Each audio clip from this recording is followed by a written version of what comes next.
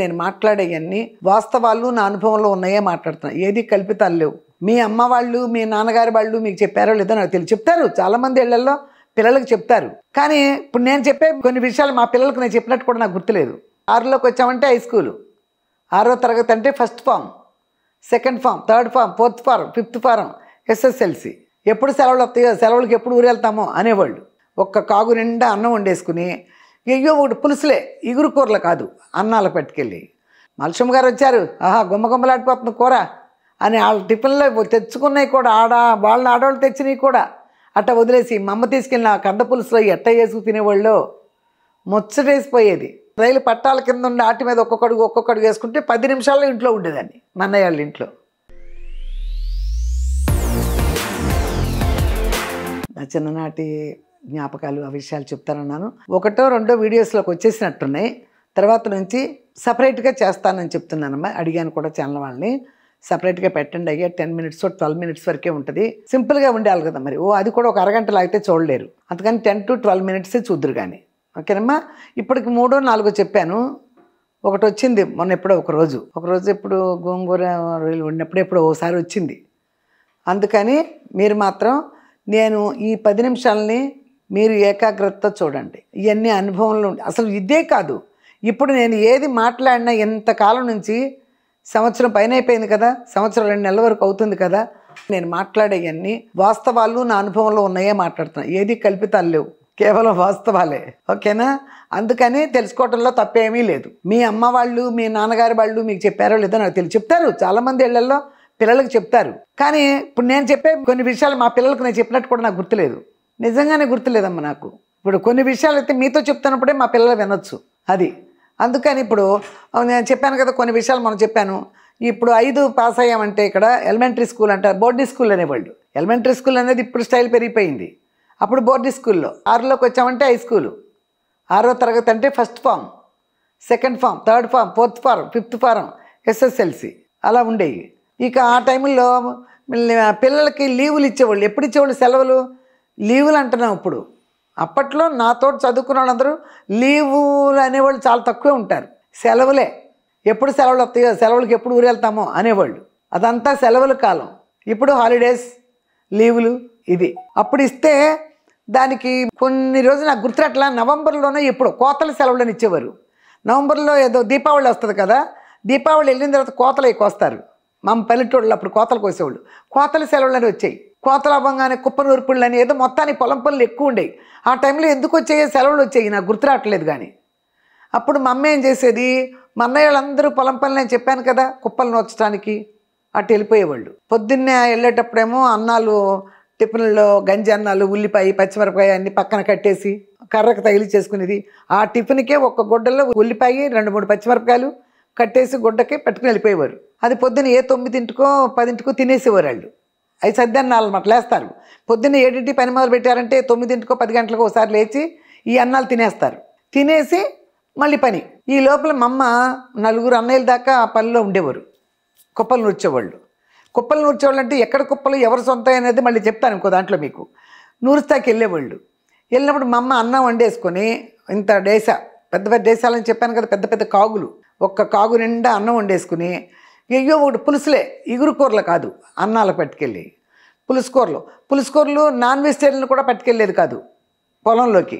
కావాలంటే వచ్చినప్పటికి వండి పెట్టేది. అదనమాట. ఒక కంద ఉందనుకో అమ్మ, ఇంతంత కంద దుంపలు ఉంటాయి కదా, ఇంతంత దుంపలు 2 దుంపలు శుభ్రంగా కోసేసి కడిగేసి ఇంత చట్టికి పెద్ద దబరాలు తెల్లయే, ఇంత ఎత్తు దబరాలకి పులుసు పెట్టేసేది. పులుసు పెట్టేసి ఒక దబరా ఒక బుట్టలో, అన్నం ఒక బుట్టలో, కాస్త మంచినీళ్ళు ఇవన్నీ పెట్టేసుకుని అంత పచ్చడే, మాగాయ పచ్చడి. ఆవకాయ పెడతాం అమ్మకి రాదనుకుంటా, పట్టేది కాదు. మాగాయే ఇంత ముక్కలుగా కోసి ఒకేసారి మాగాయ ముక్కలు ఊరపోసేయటం, ఊరపోసిన తర్వాత మళ్ళీ ఆ ఊటంతా పోసేయటం, నూనె పోసేయటం, కారం వేసేయటం. జాడీలకి పెడితే మా ఇంట్లో చాలదు, పెద్ద పెద్ద కుండలు, బాణలు అనేవాళ్ళు ఒక బాణకి. అసలు ఆ పచ్చళ్ళు పెట్టే బాణలు ఎంత బాగుండే, సవ్వరగా లోపల ఒక బాణకి పెట్టేసింది బాణెడు పచ్చడి. ఓ ఇంత తోడుకోవటం తెడ్లు పెట్టి. గరిటెలు కూడా మా ఇంట్లో తక్కువ, తెడ్డులే అన్నిటికీ.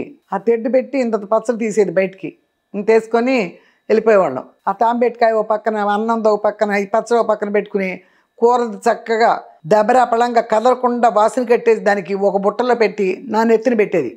ఏంటి ఒక తుండు లాంటి దాన్ని ఇట్లా ఉంటుంది కదా, ఇలా ఇలా ఇలా ఇలా చుట్టారు, ఇలా చుట్టి ఇక్కడ నెత్తిన పెడతారు, పెట్టి దాని మీద ఈ బుట్ట పెట్టేసేది.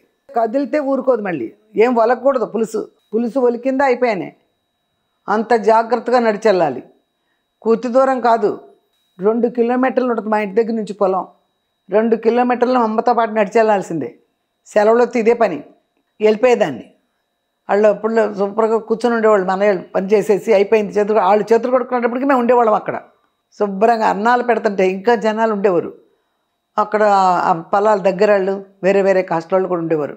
మల్షమ్మ గారు వచ్చారు, ఆహా గుమ్మలాడిపోతుంది కూర అని వాళ్ళ టిఫిన్లో తెచ్చుకున్నాయి కూడా, వాళ్ళ ఆడవాళ్ళు తెచ్చినవి కూడా అట్ట వదిలేసి మా అమ్మ తీసుకెళ్ళిన కంద పులుసులో ఎట్ట వేసుకు తినేవాళ్ళు ముచ్చటేసిపోయేది. ఈ లోపల నువ్వు వెళ్ళి పరిగెరుకో అనేది మా అమ్మ.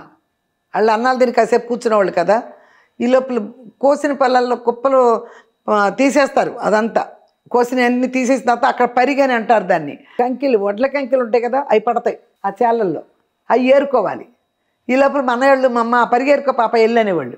ఇక వెళ్ళిపోయేదాన్ని. తెచ్చిన బుట్ట ఉంది కదా, ఈ బుట్ట కూర తీసేసుకుంటారు కదా, ఆ బుట్ట పుచ్చుకుని వెళ్ళిపోయేదాన్ని. ఒక నెత్తి మీద మా అమ్మ తుండేసేది, ఎండకు మళ్ళీ నిలబడిపోతానని. అది వేసుకుని శుభ్రంగా ఆ బుట్ట పట్టుకొని ఒక్కొక్క కంకి వాటిల్లో ఉంటాయి. కాళ్ళు గుచ్చుకుంటాయి, చెప్పులు కూడా ఉండేవి కాదు కదా, కాళ్ళు గుచ్చుకుంటాయి. కోసిన పొలం కదా అది, వరి కోసినవి కదా, గుచ్చుకున్నా సరే ఒడ్లు ఏరేసేస్తాను సాయంత్రానికి అమ్మేస్తానని ఇది మొత్తం కంకిలు గింకులు ఇట్లా వేసుకొచ్చి వాళ్ళన్నీ ఒక్కోసారి మనయ్యాళ్ళు ఇన్ని ఏరుకొచ్చాననుకో, కుప్ప నూరి పెట్టేటప్పుడు ఇంకో ఇన్ని కంకిలు నాకు వేసేస్తారు. కుప్పలే నూరుతున్నారు కదా, అవి ఉంటాయి, అదే కంకిలనే నూరుతారు. అప్పుడు ఇన్ని వేసేస్తారు నాకు ఆ కంకిలు, పెద్ద ఇన్ని అయిపోతాయి. ఒక కొట్టు దగ్గరికి వెళ్ళిపోయేదాన్ని, సాయంత్రం రాగానే కొట్టు దగ్గరికి వెళ్ళిపోయేదాన్ని. శుభ్రంగా అటు నలిపి కాళ్ళతో తొక్కాలి శుభ్రంగా, సూపర్గా నుంచుని కాళ్ళతో తొక్కి అవన్నీ క్లియర్ చేసి వాడు చెరుక్కుని ఇన్ని సేర్లు అయినాయి, 2 సేర్లు అయినాయా, సేర్ అయినాయా అని కొంత డబ్బులు కొన్ని మిఠాయిలు అలా కొనుక్కునేదాన్ని. ఆ రోజులు నిజంగానే అలాంటి రోజులు రావు. ఇప్పుడు వాళ్ళకి తెలియవు, నాకు అనుభవం అన్నా ఉంది. ఇప్పటి వాళ్ళకి అసలు అనుభవంలో కూడా రాదు. ఎక్కడొస్తుంది, అన్ని కాన్వెంట్లు, దూరపు చదువులు, ఏమీ రాదు. మాలాంటి వాళ్ళవే అనుభవించాం. ఆ అనుభవాలన్నీ వేరు. చెప్పాను కదా, రూపాయికి 16 అణాలు, పావలాకి 4 అణాలు, ₹1 అంటే 8 అణాలు, రూపాయి అంటే 16 అణాలు, ఇట్లా అణాలు. సెలవుల్లో ఊళ్ళు వెళ్తాం, దగ్గర ఊళ్ళే. బేడద్దన అని ఉండేవి, మా బేళ్ళలో అద్దనాలు ఉండేవి. నేను ఇక్కడ మా మోటూరులో స్టేషన్ ఎక్కి కలవపూడిలో దిగానంటే బేడద్దన. అక్కడి నుంచి దిగి కొంచెం గన్నవరం అని ఇంకో అన్నయ్య వాళ్ళ ఇంటికి వెళ్ళాలి. దానికి రైలు కట్టంపుంటే నడిచేదాన్ని. ఒక్కోసారి ఒక్కదాన్ని పంపించేవారు పక్కనేనని, ఒక్కోసారి మా అమ్మ తీసుకెళ్ళేది, లేకపోతే ఒకసారి నేనే వెళ్తానని వెళ్ళేదాన్ని. రైలు కట్ట పట్టుకుని పగలేక పొద్దున్నే ఎక్కుతాము, అంత పగలేక ఏం భయం ఉండదు. రైలు పట్టాలు ఉంటాయి కదమ్మా, పట్టాలకి అడ్డంగా వేస్తారు. అది కర్ర, ఏదో మొత్తానికి కర్ర, అది ఇనువదేం కాదు, కానీ చాలా గట్టిగా ఉండేది. రైలు పట్టాలు కింద ఉంటాయి అవి.